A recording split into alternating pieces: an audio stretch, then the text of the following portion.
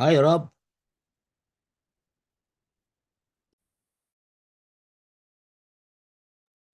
Hi, can you hear me okay? Hello? Hear you okay? Uh, Okay, good. Let me share my screen. Okay, We'll start first to make sure. sure I can share it. Oh, Allah. Where is my slides?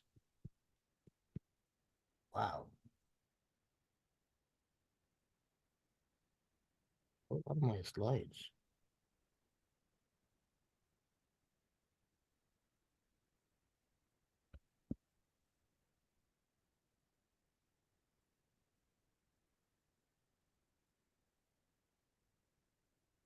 Good, good, good. These are my slides. Share screen. Do you see my screen, Rob? I do. Fantastic. So what do you read? Time synchronization, industry, and academic Excellent, engagement. excellent, excellent. So now when people join, they will see it. Yeah, that helps. That's helpful. It's not really in full screen mode. I don't know if you want that or not. We got all the top and the lefts. Yeah, exactly. Let me do tell me what you see. Yeah, let me see. Yeah, that's better. That's just a slide only. Okay, so it looks good. Yeah, Good. yeah, That's that's good. good. Hopefully we get enough people. We send it to the entire tab community.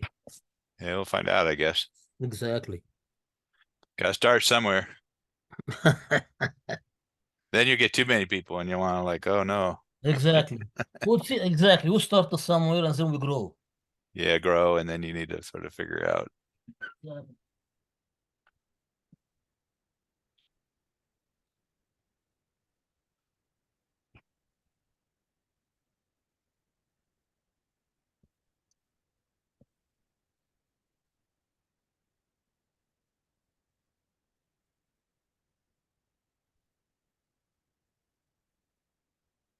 Well, thanks for doing it. Even you'll see who shows Oh, up. oh, no problem. I hope it works. Ahmed Oh, wanted to do this, so I said, let us do it. How is the video? Let me check something. Oh, what is this? Oh, start a video. Ah, here it is. It is on top, so I can still do that. So video.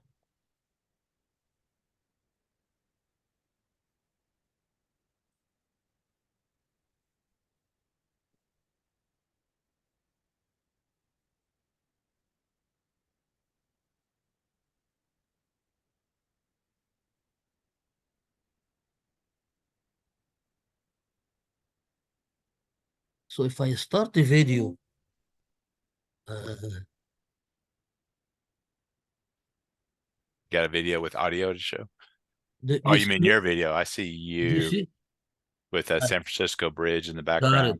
it. Excellent. I don't care really about the video, but I wanted to check See it. me? Yeah, yeah. Are you in San Francisco? Yes, I live in San Jose. Okay. Where do you live, Rob? I'm in Saratoga. Ah, California. Yeah, yeah, You're close to me. yeah, Wow, we can go for coffee. yeah. That'd be good. So, Rob, are you Ahmed created this what WhatsApp group? I'm not in any WhatsApp group.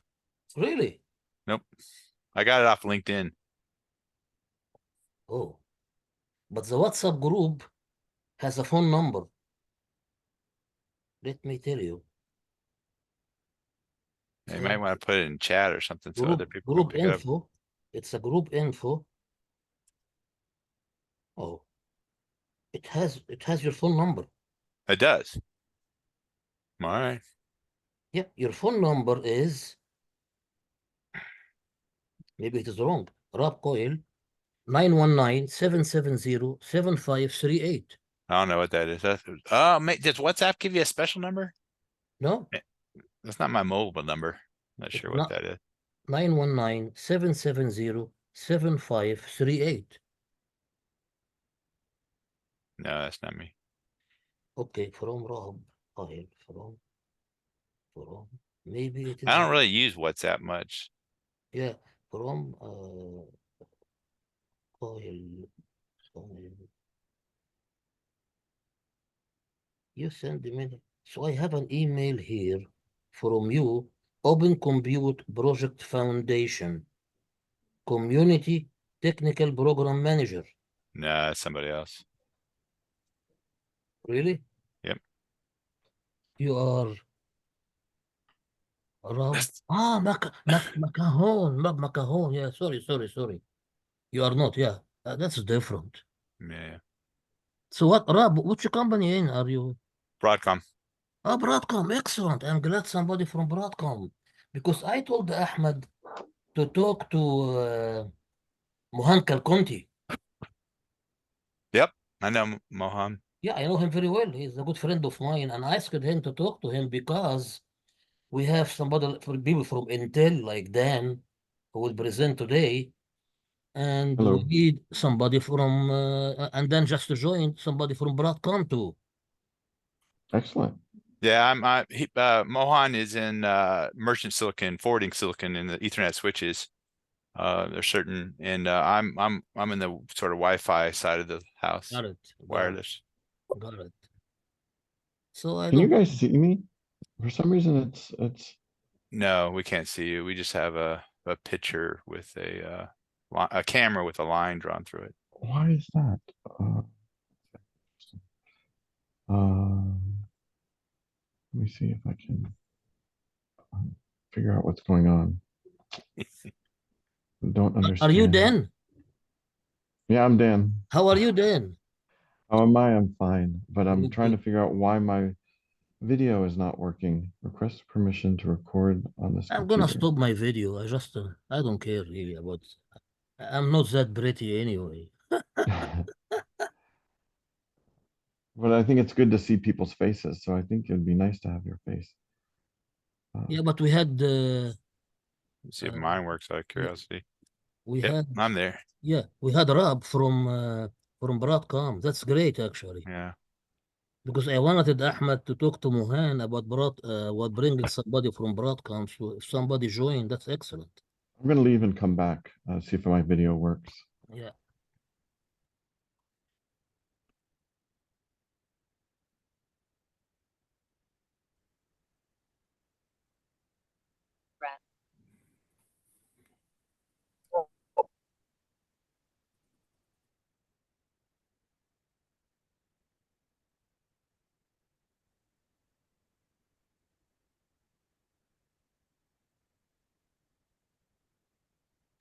Dan, do you see my screen? I shared it. Yeah, I can see your screen. Good. Yes. Still no luck on your video. No, I have no idea why it's not sharing my video. Oh, come on. It happened to me. Don't worry. Maybe you look like a camera with a icon camera. Line through it. Camera. So Oh, it's maybe 11. maybe if I disconnect this. Yeah, Let's maybe see. you can wait for 2 minutes, more minutes. We have now 11 people or 12. Maybe wait for 2 more minutes Okay. until we had maybe more people. Oh, 13. That's good. It's going up.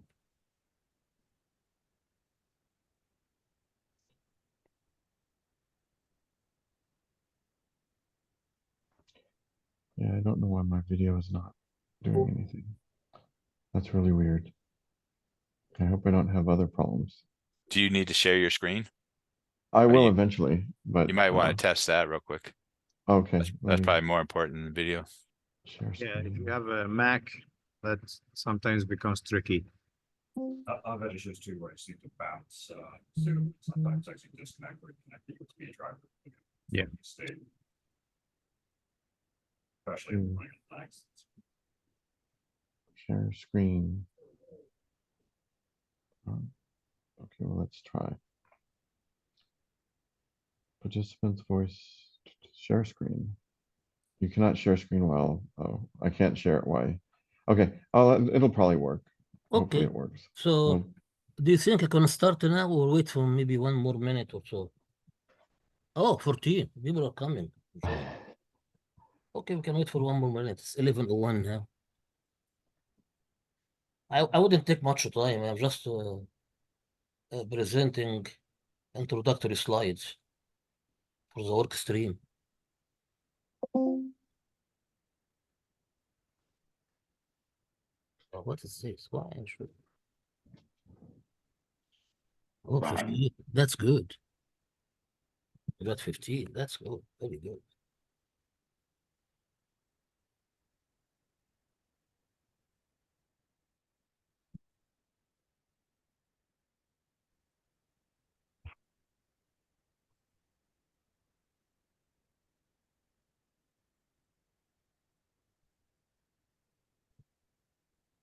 So if you are in Saratoga, Rob, then we can definitely go for lunch or dinner or coffee.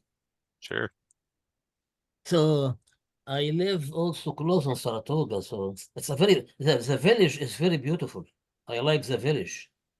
Yeah, it's nice. Quiet, cozy, and they have very good restaurants. Uh, I think we can start now. What do you guys think? We got 16 people, so Yeah, I think you can start. I can start here. So, welcome everybody. Thank you for attending this kick-off meeting of a new work stream. It is the time synchronization industry and academia engagement work stream. And Dan Biderman from Intel and myself, I'm an independent consultant, will be leading this and working with everybody to make it a success. So the main goal of this work stream is really to bring together researchers and industry practitioners to discuss and provide novel solutions for challenging problems in time synchronization of connected devices and applications. So we need to get experts from industry and academia to work together to identify as well as solve time synchronization problems with the intent of improving the performance of various applications in different domains. And we are hoping that the solutions will be novel, and so innovation is very important. So we have few objectives, and I summarize them in few slides. First objective is we need to bridge the gap between theory and practice. So this work stream will act as a bridge between theoretical research and industry needs. The theoretical research does not necessarily come from academia. There is also theoretical research in the industry, but in general, we need to uh, bring researchers from industry and academia to work together to identify real-world time synchronization challenges, challenging problems, and work together to solve these problems. And these problems really, it is problems of ever-growing and complex communication networks, distributed systems, devices, and application. And the solutions that we are aiming for should be robust, reliable, and scalable and novel.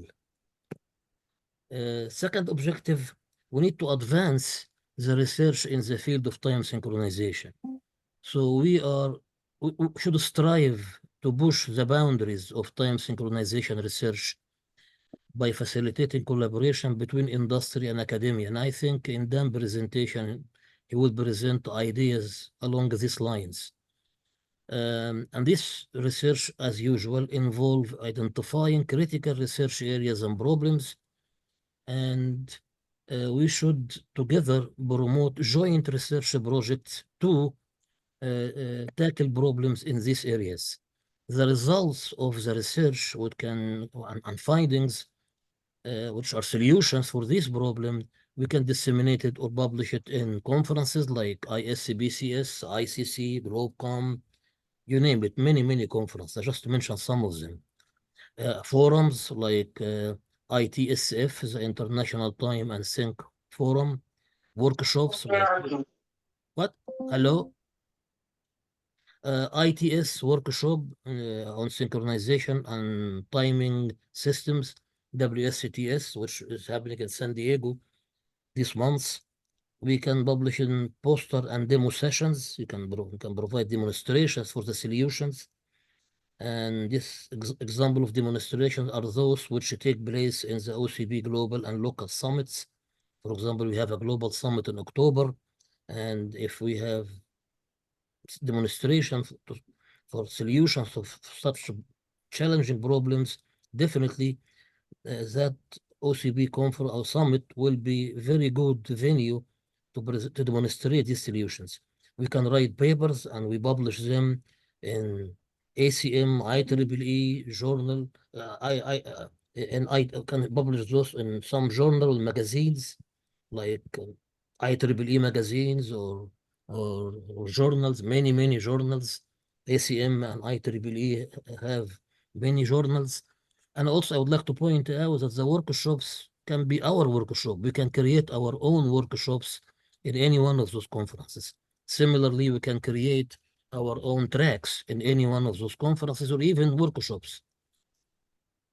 This work stream, as you see in this slide, we are creating a platform. The whole work stream is to create a platform to foster collaboration and communication between experts in the industry and researchers in academia or industry to look into problems. So, for example, we are going to hold monthly project meetings, and we'll discuss those meetings and why we need them and what do we do with them later.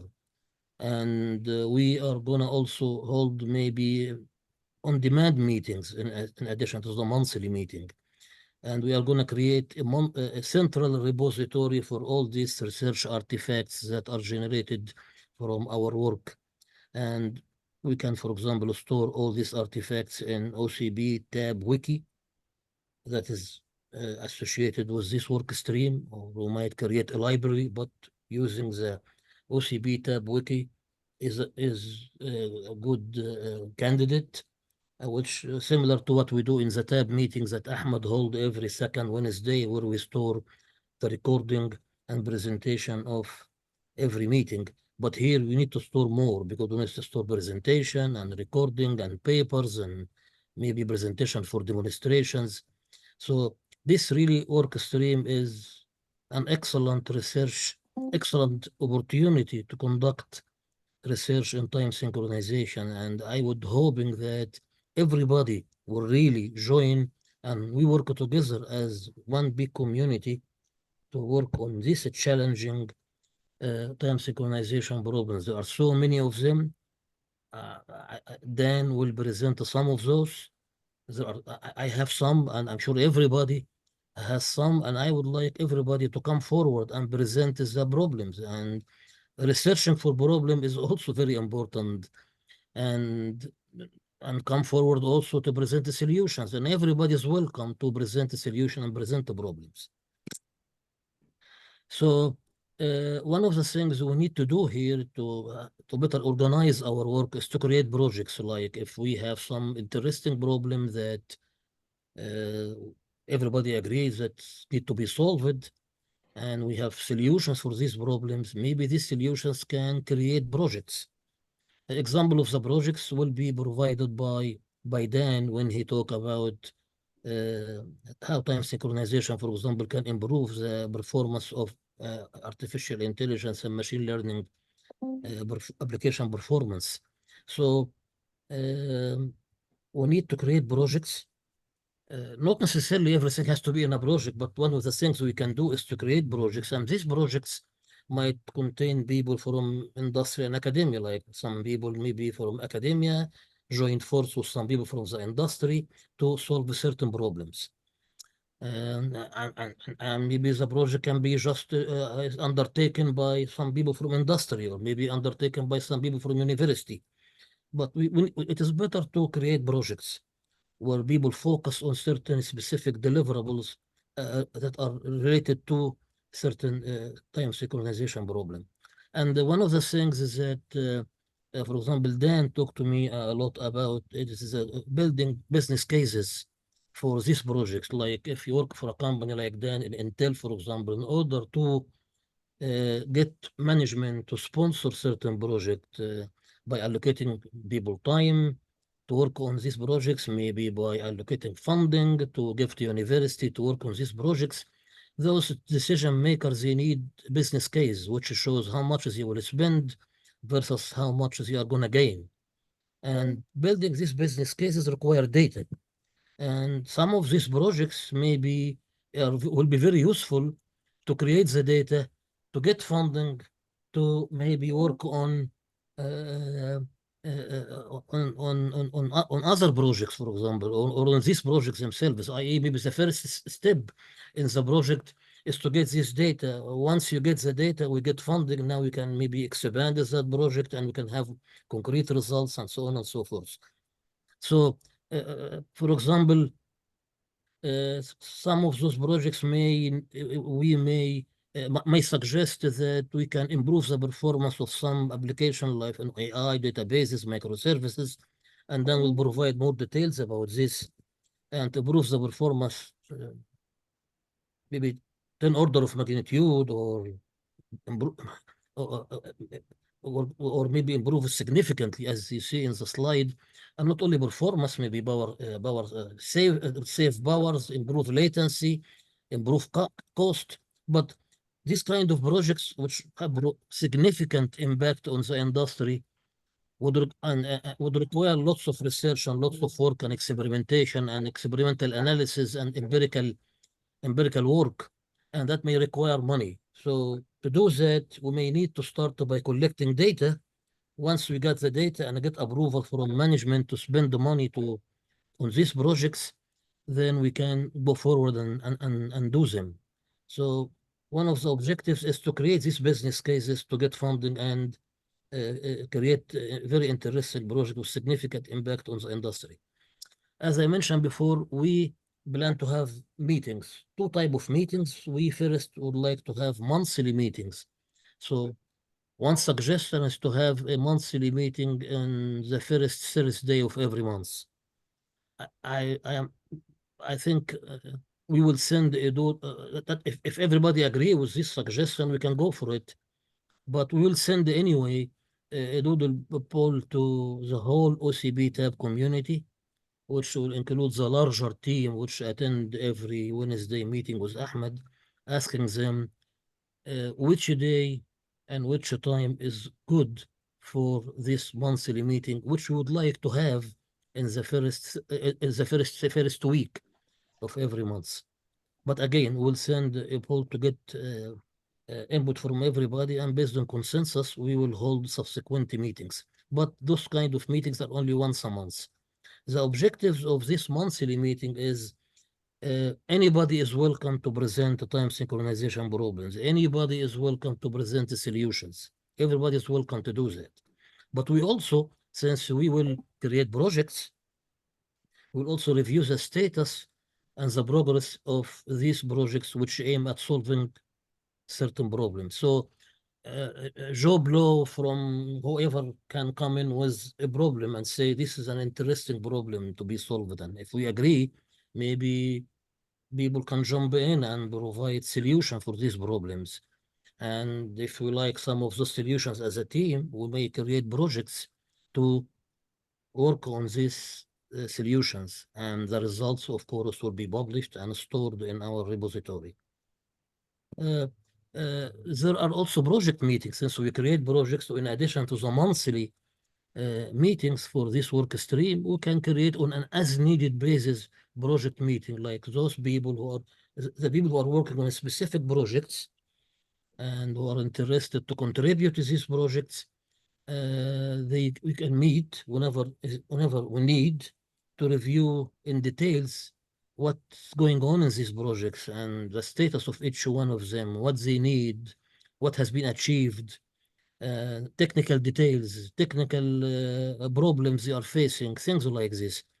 For those people who will be interested to join, to contribute and join this on an as-needed basis, please use subscribe to this work stream group and email list. So those people are the only one who will be able to attend the project meeting, because they are the one who are interested in these projects and and contribute to them. The monthly meeting will be for everybody, like this meeting, like the meeting today. So if anybody has any suggestions to run meetings or to run other type of meetings, please let us know. Let us know because we are open to suggestion and input from anybody. So let us work together to tackle the challenging time synchronization problem with innovative solution. I think this is a very exciting and very good work stream, which will open opportunity for everybody to show novelty in solving many of the outstanding or even open time synchronization problems. Thank you very much. And now Dan will present a set of time synchronization problems, and these are very interesting problem to be solved, and your input on how to solve them is really appreciated. Thank you. Sham, I think you need to stop presenting and then it'll let me present. Yeah, go ahead, Okay. Dan. Screen. Okay, share. All right, so I apologize again. My camera isn't working. I was Googling it in the background and trying to figure out which function key on an HP to push to enable it. But anyway, so I'm Dan Biederman. Um, some of the beginning of this will reiterate what Hisham has been saying. But the first project we wanted to look at was how AI and ML, could be improved with time synchronization. And one of the things, let me put it in full screen mode. Maybe that'll help. One of the purposes of this group is that also is that I look at the purpose of this group as helping the world to see the possibilities of precise time. I think a lot of time people are like, yeah, time is okay, NTP is good enough. But as people learn about the possibilities of precise time, they're finding out, hey, there's lots of different applications that can benefit from this. And we've seen those through OCP TAP and, through other presentations and data that we've gotten. And, wow, it went pretty fast. Okay. So, we want to have, I call them official projects. These are projects where, there a lot of people could benefit from that information and the research that's done with those. And I think a lot of companies in the data center and in the world that are using AI could benefit from this particular one. And I think the objective, for these official projects is to have, between 2 and 4, something that's, relatively manageable. If we had, 1,000 projects, I'm afraid that, things won't get done and people may get confused and leave. The main target of this is university students and interested individuals and researchers that want to look into this area and present their data and findings. And as Hisham mentioned, get the data for decision makers. Maybe there's certain applications where precise time is wonderful and does amazing things, but there might be other areas where precise time does not. And we want to get that data to the decision makers, both practical and theoretical, so that they can make the decisions on how to move forward. And in terms of limitations, I'm a hardware engineer. I look at ASICs and FPGA and systems, but let's not limit it to that. Software moves the world, right? Software runs on that hardware.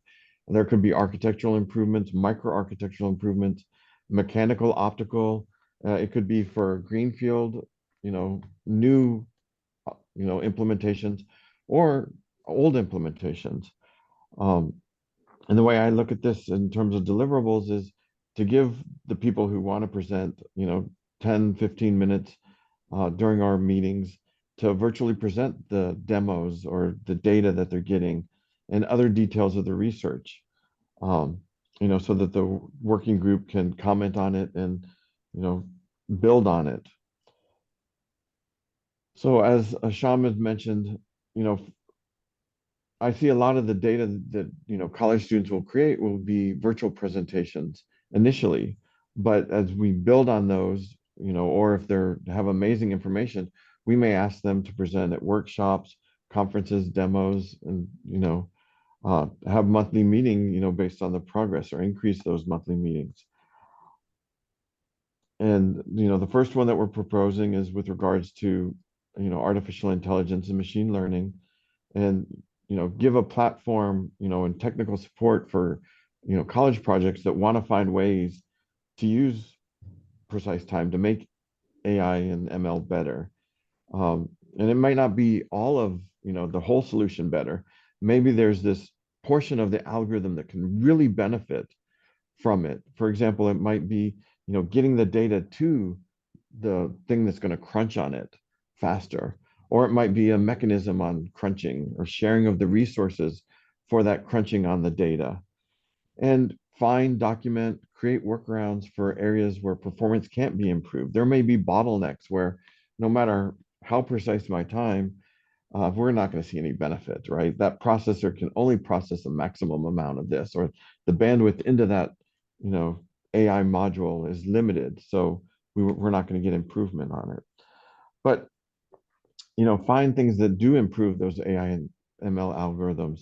And it might not just be a performance improvement. It might be a latency improvement. It might be a power improvement, a cost improvement, the footprint, the bandwidth, cabling, processing time. All of these things could, be things that interest different decision makers. So, who could do these research? The ideal person is, a college student, looking for a good topic for a graduation project or a senior project. A graduate student looking for a thesis where, he can, increase humanity's understanding of machine learning and artificial intelligence using precise time. Professors, postdocs, and other professionals willing and able to push the boundaries of AI ML using precise time. And it doesn't just have to be precise times. It can be time coordinated computing. It can be, precision data movement, anything that, can benefit artificial intelligence using precise time. So why would college students or professors or, individuals want to do this? One, this gives a forum for people to present their data and learnings to the world. It's a way to meet and work in networking or network with industrial professionals, a way to, further the advancement of artificial intelligence and machine learning. Identifying and promoting the data to help decision makers on the topic of precise time and AI. And, it's a great forum for university students. We'll have a recorded video. They can add this, to their resume, and, future, employers may be part of this forum and may look at those videos. So I've tried to create some ideas that I have on what people might want to, spend time on, get data for.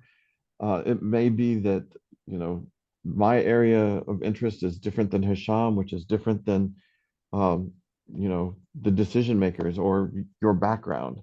But we'll go through some of these things, like precisely aligning hardware to AI ML, or the other way around, aligning the MIAL to hardware, right sizing that AI ML.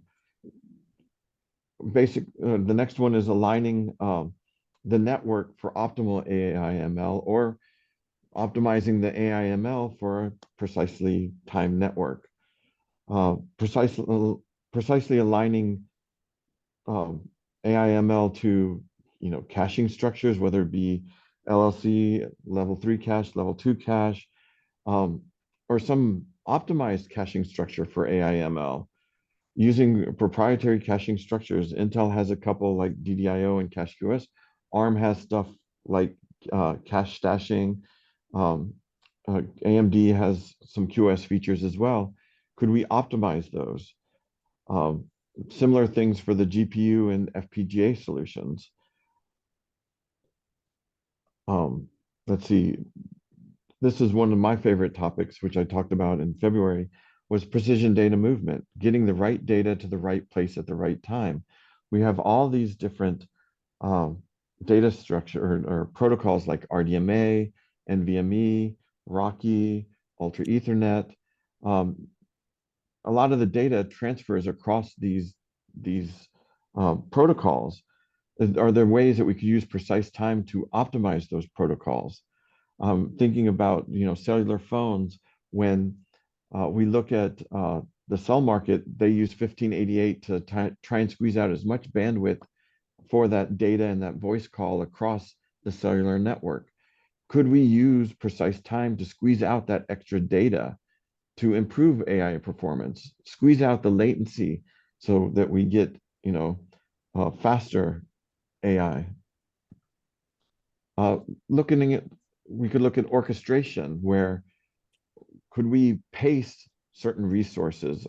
Could we schedule certain resources using precise time? With precise time everywhere, we could optimize the congestion management, much of which is two-way congestion management, sending to and from the the target. One way could be very congested, the other way could be not congested. So you don't really get a good congestion management by doing two-way management. If we have precise time everywhere, we could use one-way congestion management.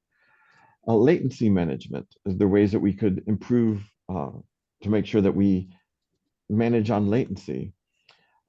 Traffic pacing, AI traffic engineering, precision data stream termination and start. I know a RDMA data stream is going to stop at this time. Let me make sure that I've got that next one ready to go, so it starts as soon as it terminates and we don't lose any bandwidth.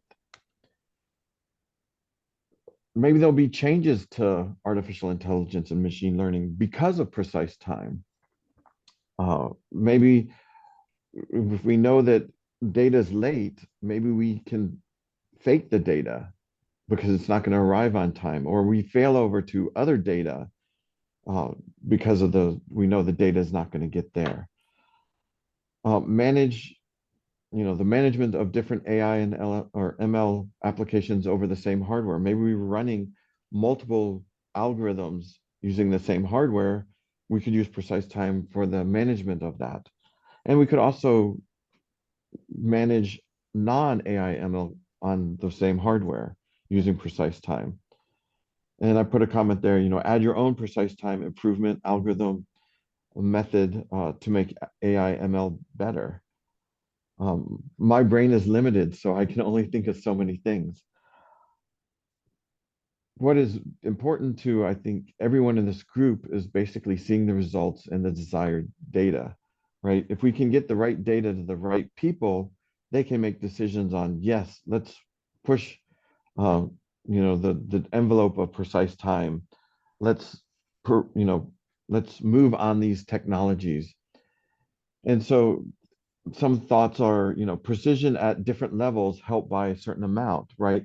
It might be at 1 microsecond precision across, whatever the warehouse computer that I'm using is good enough. But maybe I can get 10x improvement if I run to 100 nanoseconds. But maybe I only get 5x improvement if I can get it down to 10 nanoseconds. And I don't see much more improvement on precision beyond that. It could be that different levels of precision help reduce power consumption. Different levels of precision can help reduce latency to a point. It could affect negative events like drops due to microbursts, reduction in collisions, at shared resources, unwanted cache evictions, reduction in tail latency. Maybe it's the ability to repurpose the AI machinery for some other function when I'm not doing that AI operation.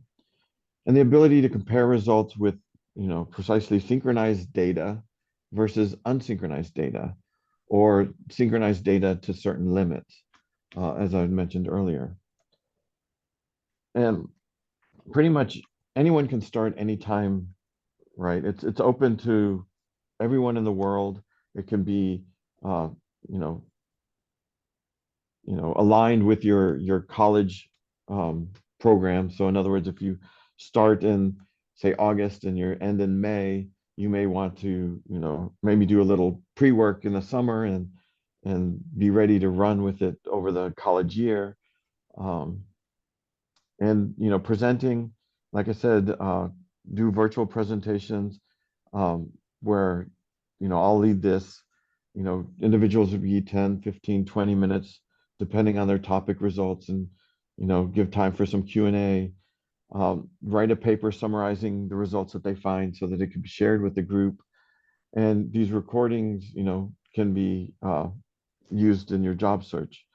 The really good ones, or if you prefer to go with a conference or a workshop, uh, those will be led by Hisham. I forgot to mention the virtual ones, if you can get it by myself or Hisham, that's it's not really officially peer reviewed, but the expectation is, high quality because you're presenting, you're representing your university or organization.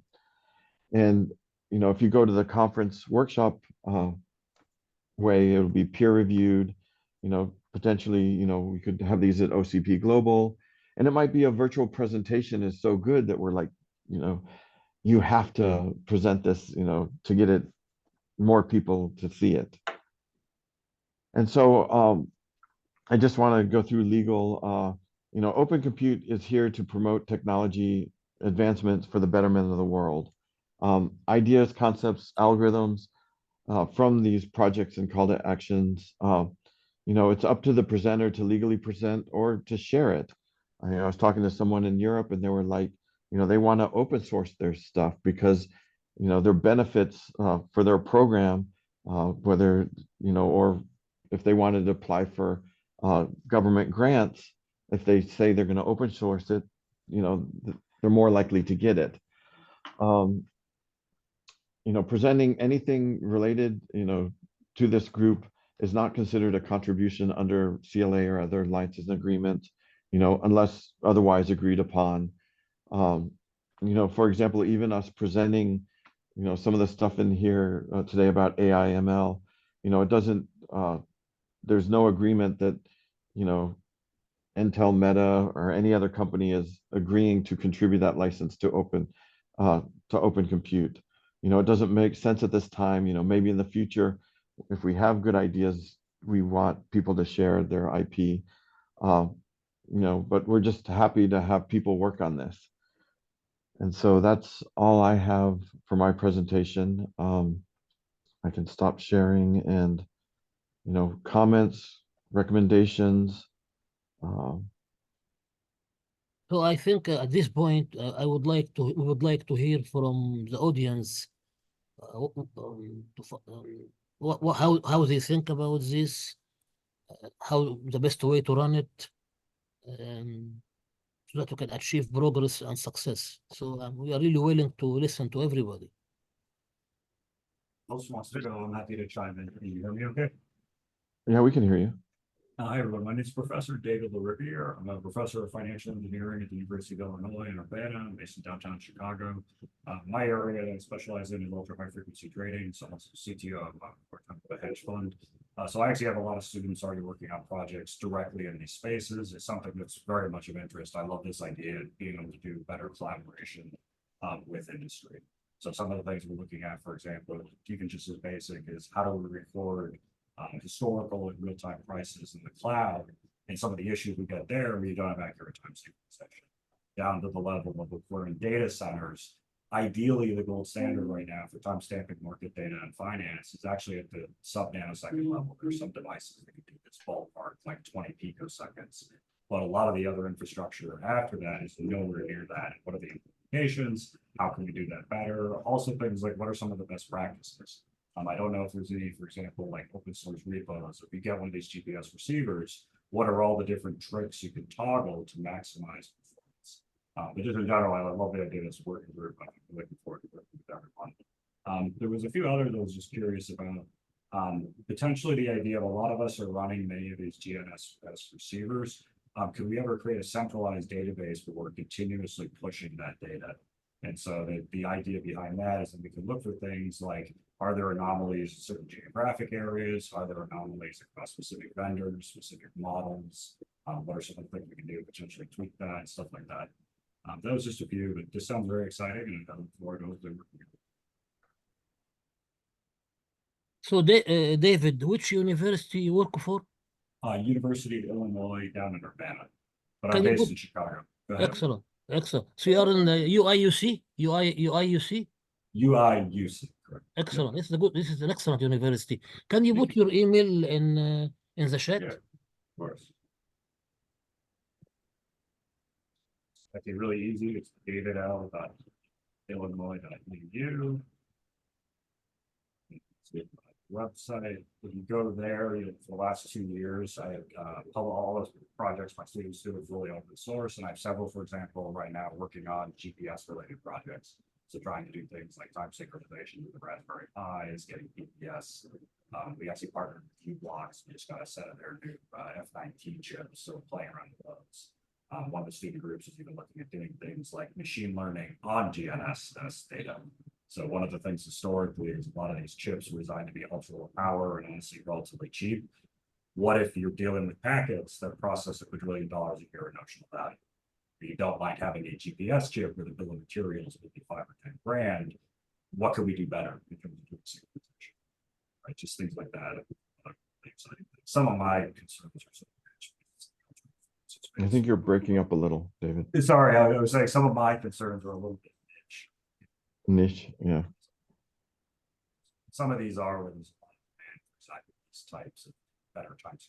This is David. These are very interesting ideas. Will you be interested maybe to present them in some more details in one of Totally. our Happy meetings? to- happy So to- maybe you can invite you in the next monthly meeting to talk more about your ideas. Sure. Yeah, because I like especially your work on Raspberry Pi. That is, and you can even you can even demo. If you have a demo, we can you can present it in OCP Summit in October. We'll see what the students are able Yeah, to put yeah, together. I yeah. think If- right if- now they're if you are recreating a ready, lot if of you are ready. tutorials online. Yeah. But yeah, we do hope to. So that was one thing that was just curious. Has anybody looked at trying to aggregate multiple GNSS receivers? So basically like hook up the pulse per second for 10 of them and then just try to pick a certain number. We've done things like that in our lab. Generally, we haven't noticed a big difference in the performance coming out of them. There may be groups who took it more seriously. We only did it with a handful, while mostly trying to verify if the GNSS signals we were receiving were, good and reliable. That's very useful. So this is the other reason I love these sorts of things. Sometimes we all have way more ideas than we can try, and chances are someone's tried them. The other one I was curious, has anyone looked at building their own GNSS receivers? So using some of these software-defined radio FPGA systems instead of relying on the official ones. That would be really interesting. Yes. I haven't done that. I know people who have and have designed those from the ground up as a GNSS receiver, especially ones to do like multi-constellation aggregation. I could put you in touch with them if you're interested. That'd be really appreciated. And then the other one related to this is just getting code bases. I know there were a few open source projects. If when you do have the raw waveforms, to then actually do the calculations and what are the different knobs you can tweak in terms of how you're actually computing everything. Thanks, Judith, for joining. It's always good to hear from you. Thanks. David, I would love to hear you talk. I'll send you an email with that contact info, and I would love to learn more. Thank you so much. Judith, we need to get Franklin also to present his stuff in our meeting. Right. So there's a huge collection of people in Boulder area working on the optical frequency down conversion for ultra stable gigahertz and lower frequency signals. I'll reach out to see if a few of them would be more interested. I think they were scared by the idea of having to bring the tech somewhere to do a live demo. That's much more challenging for them since they use a lot of large COTS drivers and hardware. But Frank or something like that could probably give a great talk. I'll reach out and see if they'd be interested. Yeah, that would be excellent. I would love to hear from him. Yeah, sounds good. Thank you very much. Speaking of Boulder, this is another one that I've sort of been in a decade. we're relying typically on GNSS for doing all this time distribution, which to me has always been basically insane. Because it's just very easy to jam, spoof, etc. What would it take to get dark fiber out of Boulder into just one of the major data centers, where then we have all the links already propagated and get a nationwide fiber optic, basically multi-segment on 10 megahertz? Setting up a dark fiber line, from what I've heard, is very expensive, and doing a dark fiber line to connect to the Bacon network, we looked at it just within the Boulder area, and it was millions of dollars. It's mostly in the digging, the infrastructure. You have to deal with landlords. Like, Yeah. there's a lot of practical problems that show up. Zayo is one of the biggest companies that offers dark fiber to do this. I also know people there I could put you in touch with if you want more info. I believe Zayo was who helped set up the Bacon network in the first place. Gotcha. And so part of the context of the question is, I would expect building one from scratch would be too expensive, but are there existing academic networks where Boulder may already be tied into, that I'm also tied into, and then I just need to get it to one of these financial data centers? Like Yeah. across the street? I haven't heard of any of the hubs being connected, but like it would not be a ridiculous thing to expect some sort of line like that to go from like the Chicago Quantum Exchange down to Boulder soon, because they're going to be doing quantum networking anyway, which is going to require a dark fiber link. Precisely. That's why I'm hoping we can piggyback on some of the existing networks and then get Yeah. the signal. This could be transformational. And the entire US will be getting this data. Yeah. Not over the air. We don't need to see how we do it. We can get femtosecond sync. It'll be amazing. Yeah. That was basically like my postdoc project, was trying to understand what a connected dark fiber net would look like, and disseminating femtoseconds to folks.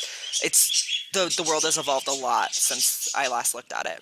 I don't think there is any connection now. I'll ask when I talk to Frank. He's plugged into the Bacon network. Yeah, that would be good. I would like to take this opportunity, David and Judith and others. What do you think of having a workshop for this kind of topics in the next SITCOM conference? I would love that. That'd be useful. Yeah, I think one good outcome of our research effort in this work stream is to create such a kind of workshop. And I like SITCOM. It always has have very good people.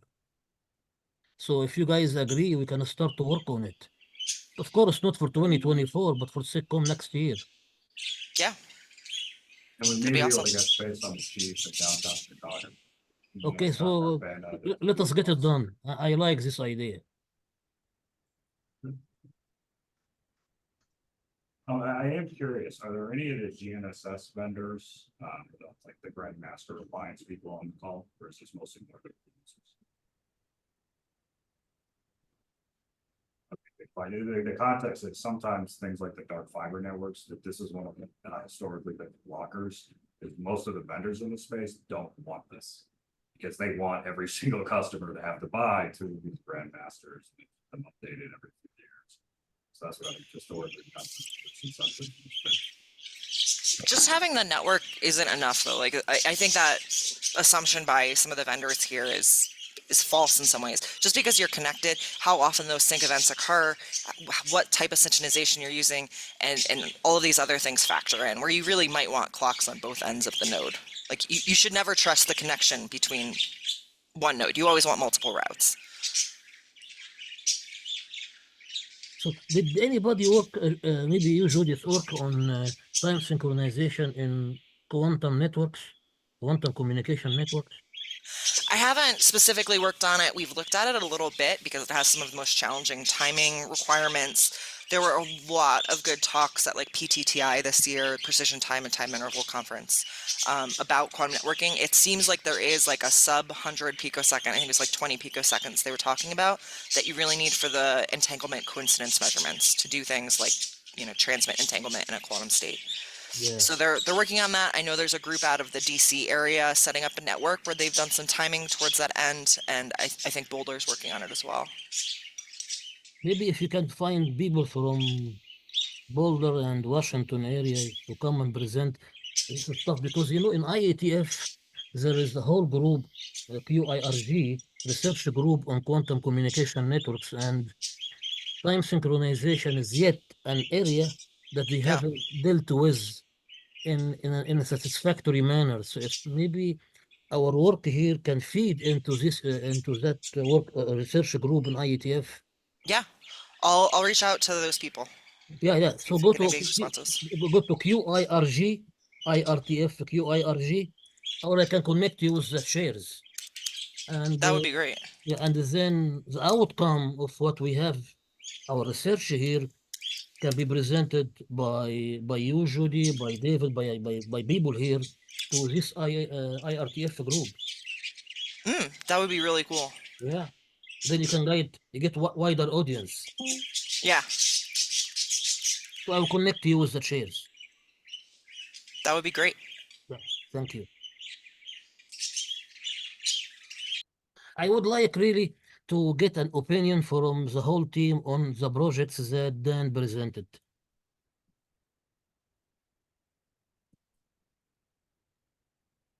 Maybe you. Yes, this is Nicholas Leak from Stony Brook University.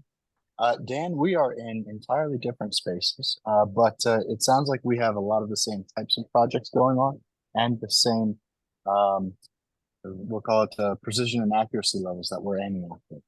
I'm with the power electronics team here at Stony Brook, and I think we actually have a project with UIUC as well, but it's not related to timing at all. But it would be great to network with you on some of these aspects and see if there's not an opportunity for us to collaborate so that maybe we can share what we're doing and share the load a little bit too.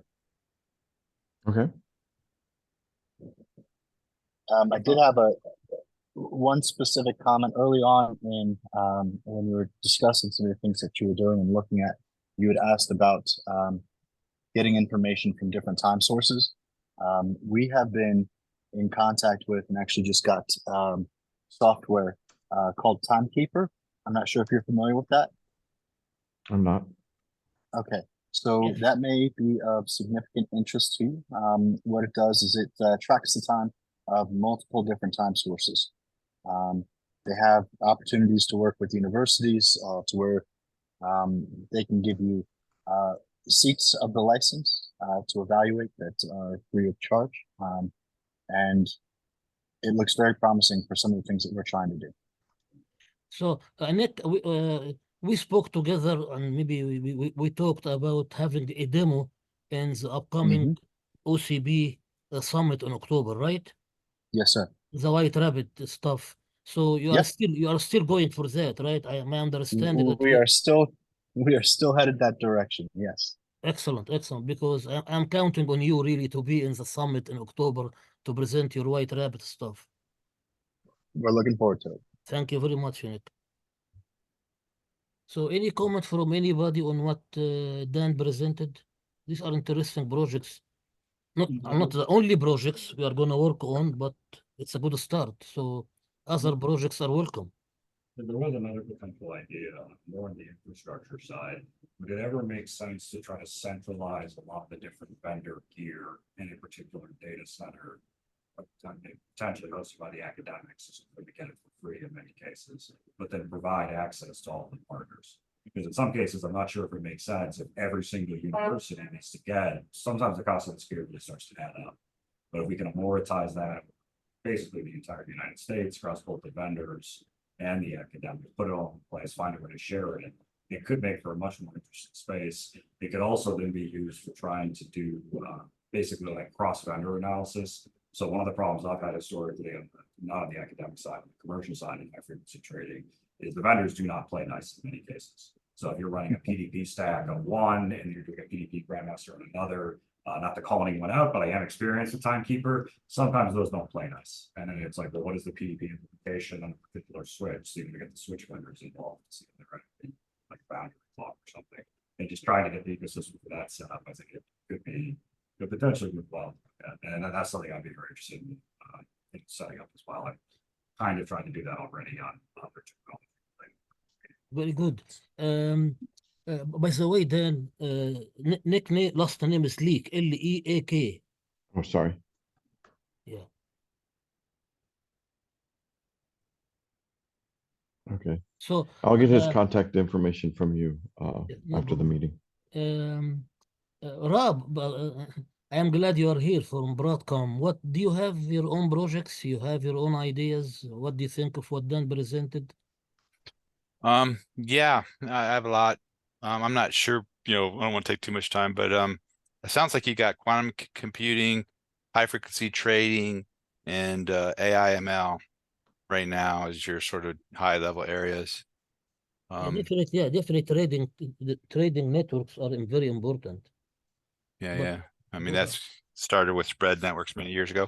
But yeah, we're sort of interested. I'm Wi-Fi mostly at the moment, but we do, we do the chips, we sell the GPS chips, we sell merchant silicon, forward silicon, and all that stuff. One of my key problems at the moment is that in home premise, the latency is, we don't have good clocks inside buildings. So I think we'd like to get better in clocks inside the buildings. We don't have to get everything to the GPS domain. We just need to be able to map between clock domains. and And the other thing to keep, every network has their own clock, right? Their own local oscillator. So it's sort of being able to map between the different domains is useful. As information or moves across the domains, it's good to sort of have some way to, see across those domains. Yeah, you can present your project's ideas in the meetings. You are very welcome. But since you work in Wi-Fi, did you work on time synchronization for mesh network? By mesh, I mean 802.11s. Yeah, I know what mesh network is. Yeah. No, I haven't worked on mesh. So I don't want to go into mesh too much because I'm not a big believer in mesh. I do iPerf2, which has clock sync in it, and we've done latency for wireless for, I don't know, quite a while. And a lot of people don't realize that iPerf2 has the ability to measure one-way delays. There are outstanding open and challenging time synchronization problem for sensor networks and IoT.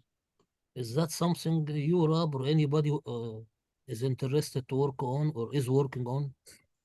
Right now, we're not so much interested in IoT as much as we're interested in actual user experience. And we also going to move in a direction of sort of remote control. As touch devices improve, you want to drive the content to that device as if it were local.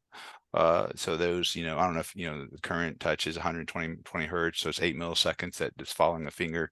We want to be able to drive that from remote content, things like that. So not so much IoT, more user experience.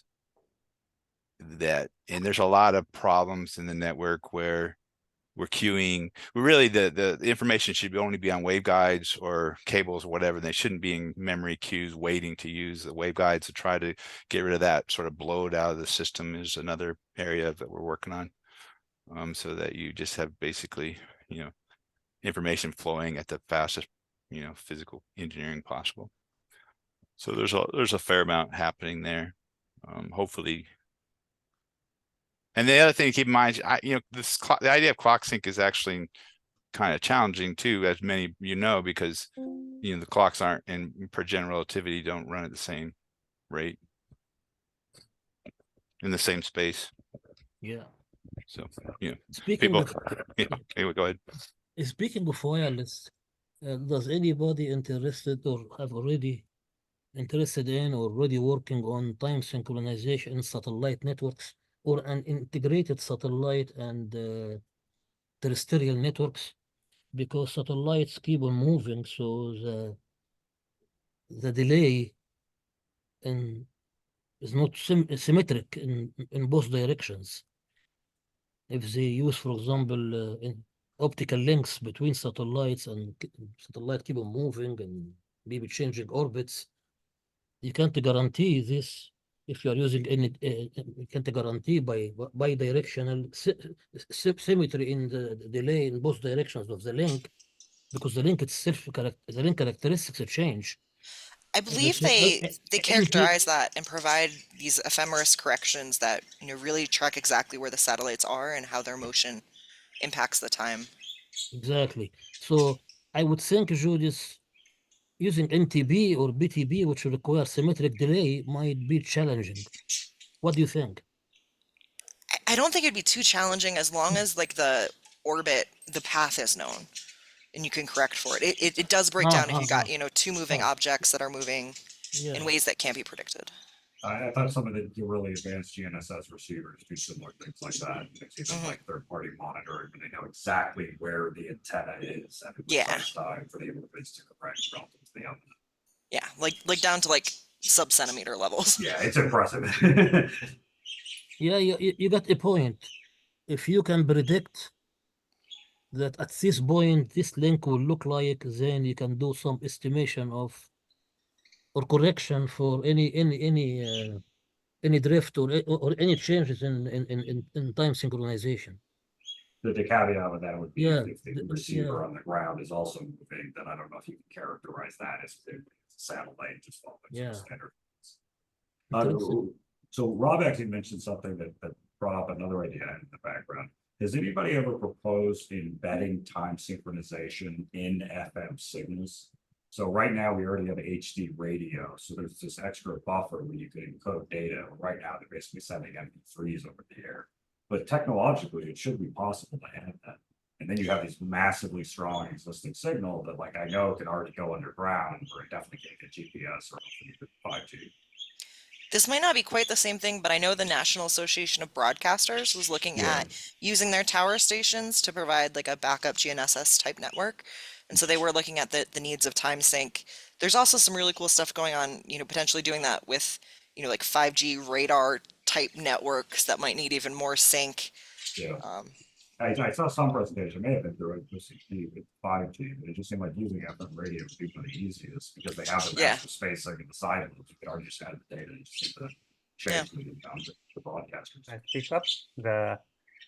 So I mean, along with that line, I'm sorry, my name is Nobu from NICT. NICT is Japanese government lab in charge of Japan Standard Time, and we have developed the wireless two-way interferometry. So it's basically doing the two-way comparison using the commercially available sort of radio or wireless communication, and you synchronize both phase and the time from the sort of regular communication packet. And so, I mean, that I think what David was asking for is similar along this line, and we have demonstrated the modules and so on. So if you are interested, please look at my talk at the OCP TAP seminar. So I'll stop here. Just out of curiosity, do you work with your financial regulators at all to get the official national time of Japan into your exchanges? We started talking with the financial sector in Japan, I mean, stock exchange people, but we haven't started any collaboration yet. We just started talking. And if you ever want us to bring me out, I'm happy to help with those chats too. I think the UK is one of the only ones that's done this stuff. It always drove me nuts that we have spending all this time on hydrogen basers, paying for it already, and locking it in these few data centers, and not getting it to the rest of our system. By the way, Nubu, Yeah.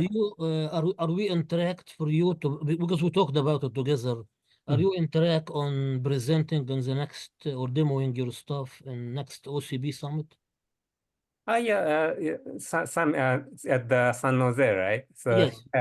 I'm in the last two meetings I went to the OCP summit, and that's I know. actually where I met Ahmad for the first time. Anyway, so I plan to be there, but I need to go back to Japan this summer. So I mean, yeah, but I will try to be there. Please, that would be excellent.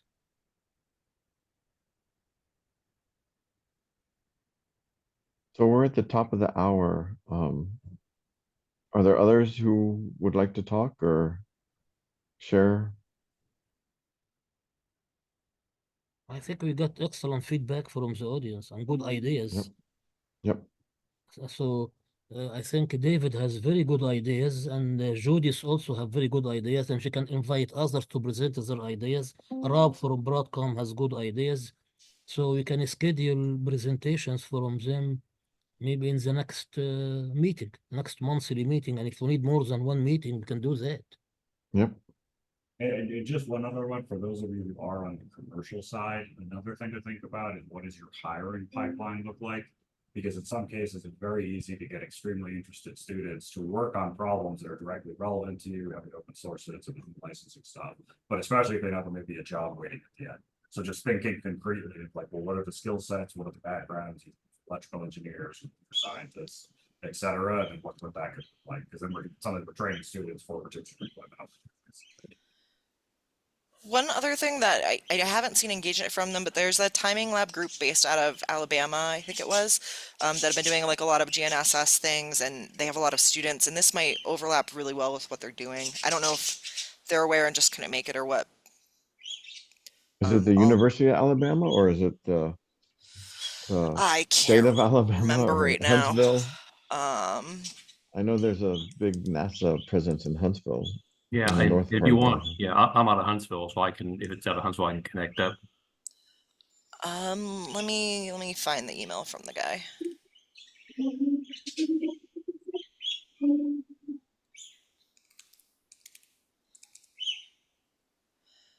It was the Alabama Collaborative for Contemporary Education in Precision Timing. ACCEPT is their acronym. I'll throw it just in the chat for this. Yeah, Okay. put it in the chat, Julia.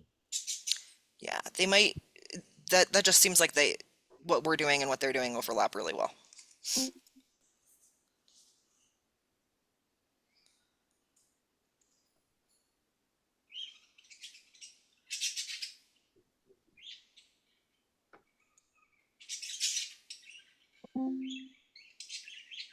One last comment. I don't know about congestion. Dan mentioned congestion, and congestion is a big issue now, especially in IETF. They created a new group for congestion management. And I remember some time ago, people in MIT under Harry Balakrishnan, they came up with a way where you can avoid queuing completely in data center. So you can, which means you avoid congestion completely in data center by doing synchronization. So I don't know whether anybody know about it or how you think about it. I didn't see much implementation of it in real life, but the idea is very good because you avoid congestion altogether because there are no queuing. I don't think that's actually possible because of the headline blocking and many to one ratios. You don't have a point-to-point network across things, so you are going to get behind other transmits. So Rob, why don't you put your email address in the chat? Yeah, we thought about that a lot in finance. The only way you can do it is if you have many links that go website one-to-one, or if you're using things like Ethernet pause frames so that you prevent them from sending and say this will queue and therefore you can't send it. Yeah. Anyway, I mean, there is excessive queuing, which is different than congestion. There's queuing that's causing TCP for signal control loop signals, and that's excessive queuing. But that's not the same thing as getting rid of congestion. yes, yeah, this is different. Anyway, I will send the information to the whole team, and I would appreciate input from everybody. But again, what MIT guys did, I don't see much implementation of it by vendors. But it's a good idea. Anyway. I mean, the goal is zero queuing, right? Zero queue buffers, and Yeah. nobody wants queue, and just put only waveguides are full. That's the goal. Just related to that, if people are interested, this is a huge problem in finance today. Most of the safety systems are at the price level. They don't actually look at, please don't repeat this, and I know it's being recorded. They don't look at the entire networking fabric where you're getting congestion and queuing. And so basically the controls aren't there to stop a crash. So right now, if someone were to bring up the right custom hardware directly connected to the exchanges, they could crash into a stock market. It is a big concern. The problem is the solution is really on the network layer. It's not in some Java gateway layer, connected to a series of 10 or 40 switches. By then it's too late. And if we come up with some good way to better than what is being proposed by all the protocols on IETF in congestion to handle congestion management, we can present it in the new congestion management group, or congestion control group in IETF. It's a new group. They are always looking for ideas, and if we come up with something here, we can present it there. You can find out more about this group in IETF CCRG, congestion control. No, sorry, CCWG. congestion control working group. So I think this is a very good meeting, very useful and very successful. And I hope with the work of the entire team and the collaboration between all of us, we can achieve great success and have great deliverables that we can publish in many places. And I still would like to have that workshop in sitcom. And I hope we can collaborate to make it because I like sitcom. I have many workshops and many conferences, but I helped create some workshops in sitcom, but would like this team to work together to create one ourselves.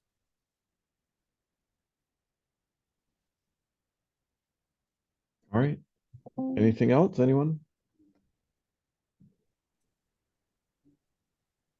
Okay. Well, I thank everyone and look forward to many successes. Yeah, and Dan, we need to send this poll to find out what is the best time date of the month for these meetings, for the month Okay. meetings. You and I can chat afterwards. Sure. Thank you very much. Have a great day, and thanks a lot for your collaboration. Thank you guys very much. Thank you. Judith, I sent you a LinkedIn message. Okay, cool. All right. Perfect. Bye. Thanks. Take care. Thank you. Thank you very much.